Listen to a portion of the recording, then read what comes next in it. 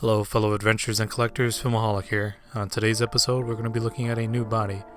Those of you that are regulars on the channel know that I've been meaning to look for a new body for my Titanfall customs, and I came across this listing and I won it at a good price, so I figured I'd take the chance and see how I like the body, because it definitely had some unique features that I didn't see on the other 1/6 scale bodies on the market. So this is by Maha Studios and comes in this tin can.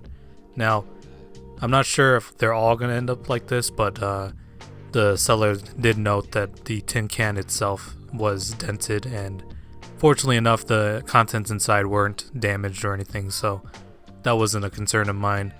But yeah, very interesting to see that it came in this little tin. Definitely useful in other projects and what have you, or even storing the extras, but for my purposes I just, used it for storage on other items. So like I said, it comes in this tin, and from what I can gather, this is a new studio that are releasing these bodies in an effort to make some customizable pieces later down the road. So there's going to be swappable arms, swappable legs, and what have you. So it's very interesting to get in on the ground floor with this one. I did not know it came with this magnetic stand, but it's a cool surprise nonetheless. So definitely useful if you don't have a stand lying around. But included in the box is, of course, the random assortment of hands, pegs, and even some replacement joints if things break on you. So I've had this body for a little bit now, and I've been learning the quirks of it. I kind of wanted to get my bearings before I actually sat down and talked about it, but suffice to say, I am impressed with it overall. The quality is a lot higher than I anticipated, which is good. Definitely a surprise, but there are some quirks to it, I will say that. One thing in particular is that it definitely has some tall shoulders, or the area near the neck is very tall, so either you have to shave it down, which is what I ended up doing, or you have to get a head with a long neck post. So something else I wanted to note is that it comes with this blank head, and again, if you're familiar with my channel, I've had these other heads before, and interesting to see the different takes on the blank head. I can definitely see myself customizing this one at some point or another, so stay tuned for that, I suppose.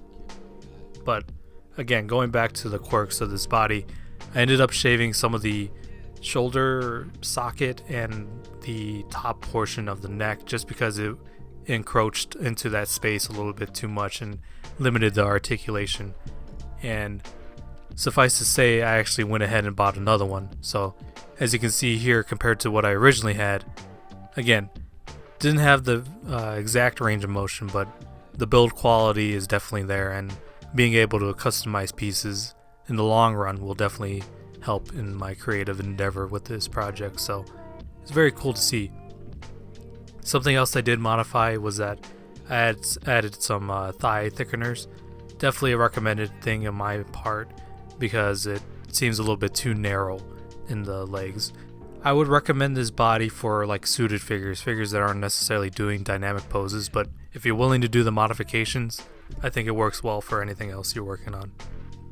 Now here's a look at some of the other bodies that I have in my collection. For example, you have the Damn Toys 3.0, which is my favorite body outside of it, of course, having the neck post already attached, and of course the previous Damn Toys 2.0 body, along with the JX Studio body, or JX Toys I believe is the name. But regardless, I will leave pictures of some of them as I name them so you can get a better idea. I didn't want to declothe all of them, so for my purposes I think this body is great. It comes in at a great value, at least personally, if you're into like customizing and having extra pieces lying around. So to me, I think it's more articulated than some of the figures out there, but again, I don't have everything that's out there, but from my experience, I think this is pretty good for the value that it's going for. So I believe Big Bad Toy Store has some of these, but I ended up getting these from GPS Lot on eBay. So like I said, it's a very good body, and one that I am kind of